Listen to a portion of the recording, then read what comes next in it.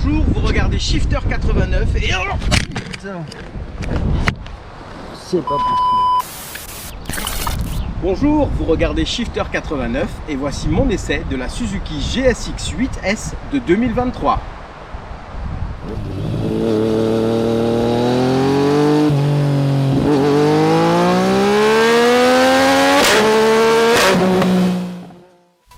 Les essais presse, c'est génial. La crème des influenceurs et les journalistes spécialisés s'en donnent à cœur joie dans de grosses arsouilles encadrées par des marshals anciens pilotes pro. Leurs avis sont souvent similaires et probablement orientés à cause de conférences de presse, de l'émulation et des échanges permanents qui règnent durant ces sessions. Puis, ils nous laissent, pauvres motards de la vraie vie, nous faire notre propre idée du produit en fonction de nos attentes respectives. Et bien souvent, notre avis diffère sensiblement du leur. Je vais donc ici vous livrer mon avis personnel sur la GSX 8S pour éviter que vous passiez à côté d'une excellente moto. Quand on arrive le dernier sur un marché très concurrentiel, pour avoir une chance d'exister, il faut absolument respecter deux fondamentaux. Le premier, c'est de proposer mieux que le moins bon du marché, et ça c'est la base. Le deuxième, c'est si on ne peut faire aussi bien que le meilleur, d'au moins proposer quelque chose de suffisamment différent pour susciter de l'intérêt. La GSX 8S, qu'on surnommera affectueusement la 8S pour éviter de se mordre la langue, se doit donc de faire mieux que la MT-07 et différent de la Hornet 2023. C'est aussi simple que ça. Elle y parvient totalement, mais voyons de quelle manière. D'un point de vue esthétique d'abord, force est de constater que le design KTM a influencé toute la production japonaise, au point qu'on se demande, si on se remémore les sketchs présentés au salon de l'EICMA, si la 8S n'est pas finalement la Hornet présentée alors. Le dessin est très orienté Kiska, et si c'était déjà le cas avec la GSX S1000, ça l'est encore plus avec la 8S. Du point de vue mécanique ensuite, j'ai possédé une SV650 avant ma Katana. Et bien que mon modèle savamment allégé à la transmission raccourcie et au châssis raffermi était une petite bécane super sympa qui me permettait d'improviser et de galoper après des bécanes plus grosses, je me rappelle m'être souvent fait la réflexion suivante. Si elle avait 10 chevaux de plus et une fourche inversée de bonne facture, ce serait une arme sur route. Donc acte, voilà que Suzuki nous sort la 8S plus puissante et avec une grosse fourche inversée. Il y avait sûrement des micro-espions dans mon casque.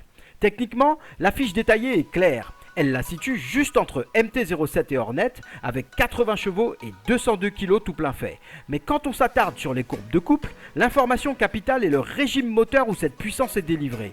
7,8 Nm à 6800 tours minute, soit 1700 tours avant le régime de puissance maxi. C'est donc plus de couple que la Hornet et à un régime bien plus bas.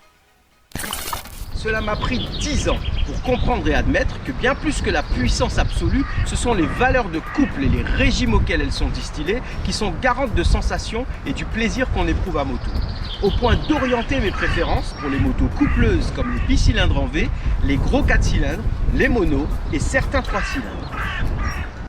Quand on débute, les moteurs ronds sont plus pertinents car on est moins obligé de s'en occuper pour en tirer la quintessence et mieux encore, ils sont moins impactés par les bridages A2 qui castrent généralement les hauts régimes, là où la Hornet par exemple donne tout en version 90 chevaux. À cette rondeur mécanique réjouissante, la 8S ajoute un quick shifter excellent, bien plus agréable que ceux de la concurrence. Elle y ajoute quelques raffinements propres à la marque, comme ce fameux Low RPM Assist ou aide au démarrage, bien utile pour ne pas caler quand on décolle au lâcher d'embrayage. Du point de vue prix-équipement pour finir, oui, elle est plus chère que ses deux concurrentes principales, mais désolé, elle est tellement mieux finie que cela en devient étonnant de la part de Suzuki qui nous avait rarement habitués à un tel soin apporté à la conception de ces machines abordables. La dotation est pléthorique et possède tous les gadgets à la mode, mais on se dit que Suzuki a tellement été critiquée sur ses finitions durant des années qu'elle s'est mise à faire du Honda, pile au moment où la même marque Honda s'est relâchée sur ce point en faisant presque du AliExpress. C'est tout de même un comble.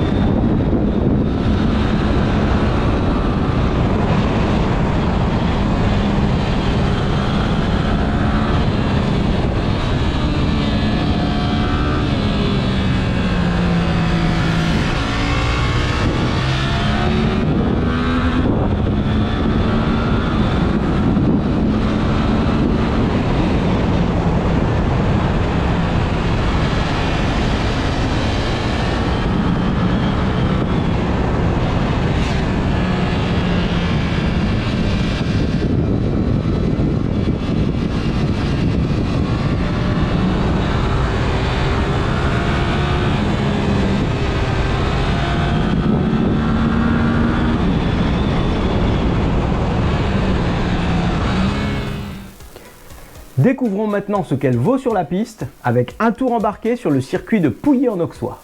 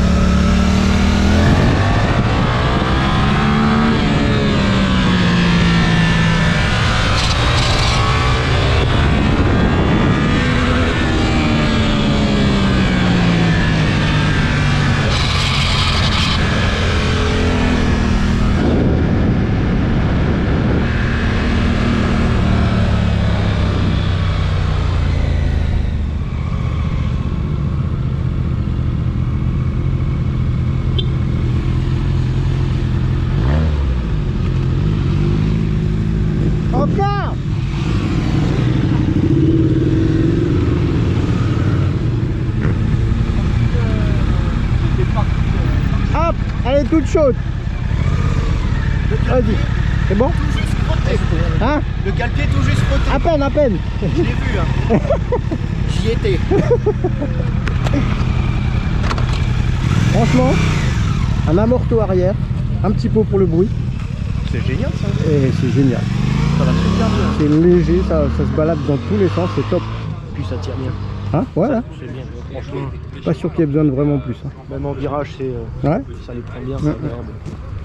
C'est qu'une confirmation, on va pouvoir le dire.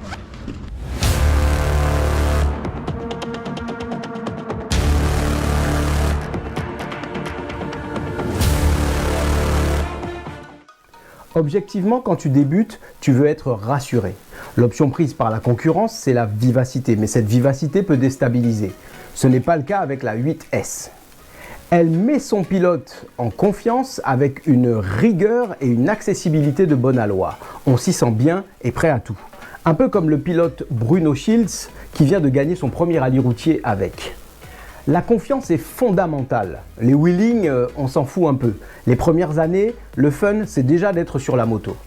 Alors en conclusion, le plus gros grief qu'on peut avoir contre cette moto, c'est d'être sorti presque en même temps que la Hornet, que les journalistes essayeurs ont sauvé du naufrage commercial en l'encensant durant leurs essais, davantage pour son moteur que pour son look, il faut le reconnaître.